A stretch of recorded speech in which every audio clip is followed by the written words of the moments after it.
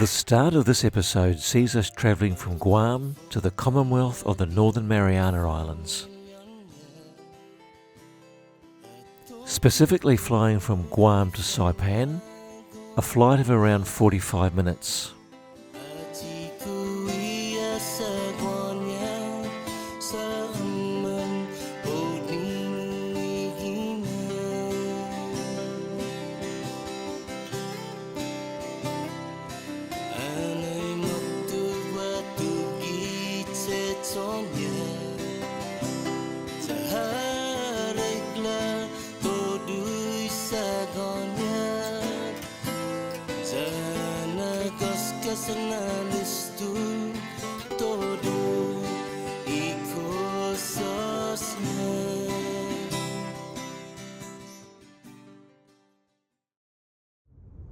We're here, and after collecting our car, we're heading straight to our accommodation, a trip of around 20 kilometres.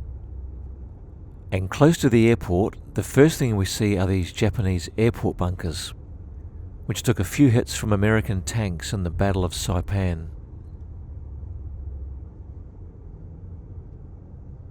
And then it's on to the main roads.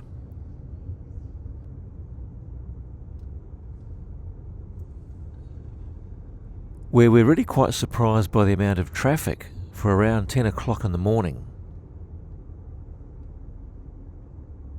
It disperses as we get further from the airport,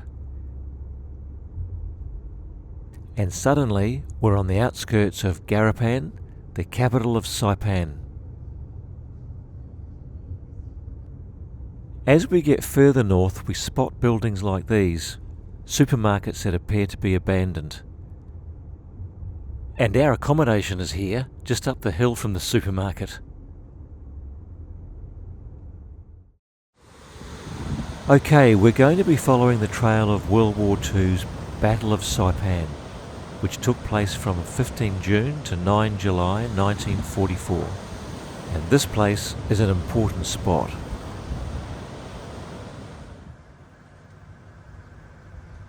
On 9 July 1944, shortly after the US declaration that Saipan was secure, thousands of Japanese women, children and other civilians retreated to here. They decided, with help from the Japanese military, to die at their own hands rather than risk surrender to US forces. Families jumped onto the jagged rocks and raging surf below. Soldiers followed them.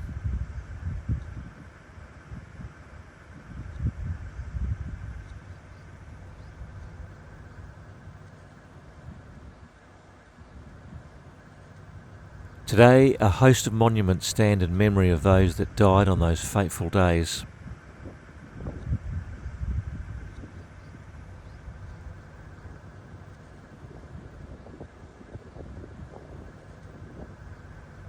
The backdrop to this memorial is the famous Suicide Cliff, which we'll get to a little bit later.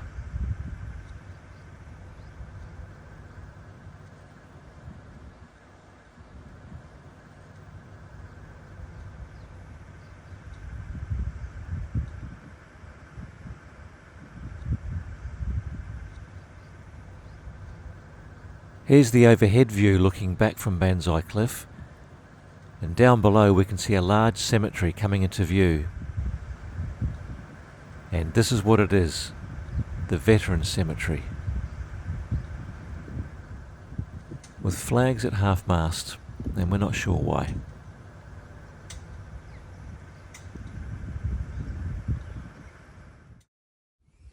Not far from Banzai Cliff is a half-cave, half-bunker where the last Japanese commanding officer in Saipan led his battle.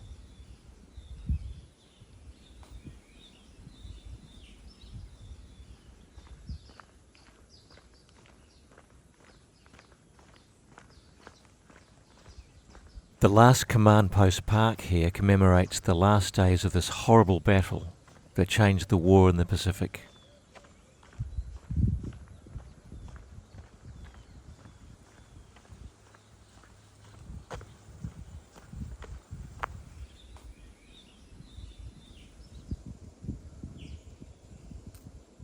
Up here is the command post itself, located in the cliff face.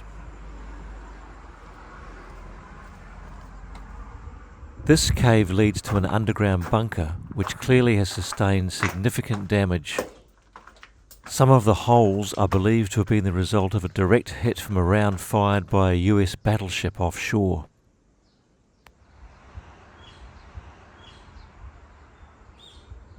The last command post is part of a larger peace park. There are a number of peace memorials here too. Here's the Korean one.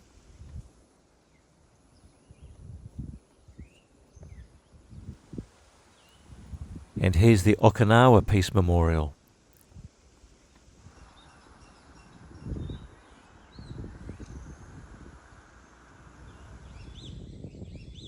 Followed by the Japanese Peace Memorial.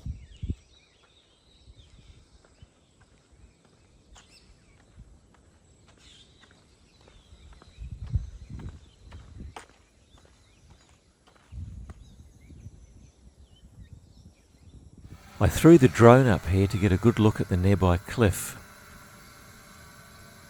It's an infamous cliff for all the wrong reasons. Sadly, it's another place where Japanese civilians and Imperial Japanese Army soldiers took their own lives by jumping to their deaths in order to avoid capture by the United States. Japanese propaganda had convinced civilians and soldiers alike that US soldiers were bloodthirsty and without morals.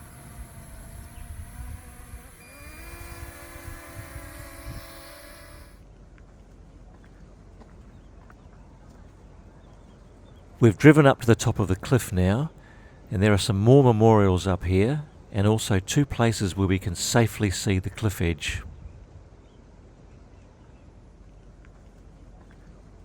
The securing of Saipan was strategically important to winning the war, since it would allow American B-29 aircraft to conduct bombing runs to mainland Japan. This is why the Japanese defenders here fought so bitterly to the end to stop the US invasion.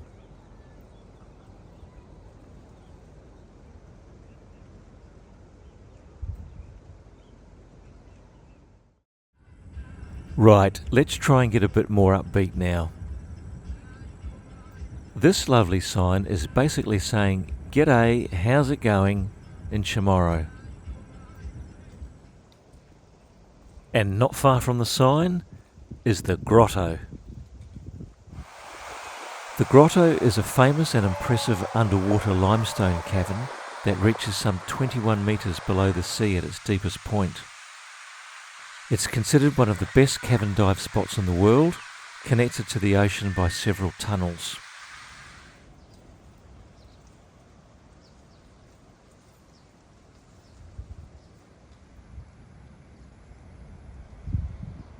There are around 112 steps to get to the bottom, and the steps are slippery. And for a change of pace, we've decided to snorkel the grotto.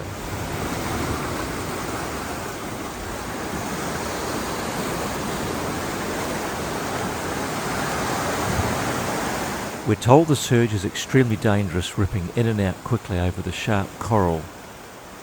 So we're advised to remain in the centre of the pool, away from the riptide.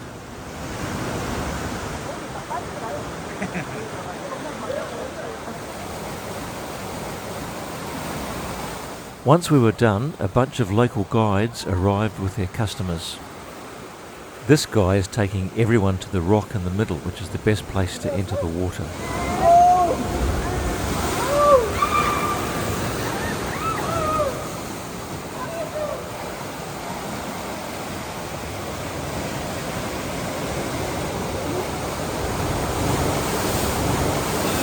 Pretty awesome. Pretty awesome. But we had a few problems getting out. Let's see if we can get these.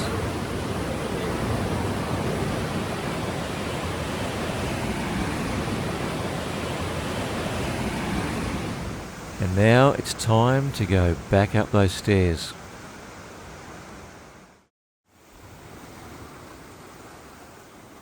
We were told that Bird Island is perhaps the most breathtaking view in Saipan. The little island is home to thousands of birds, hence the name. It's clearly not bad on the eye.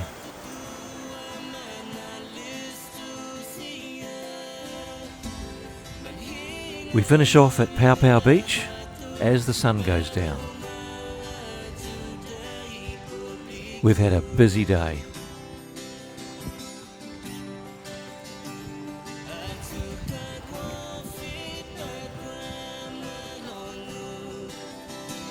That accident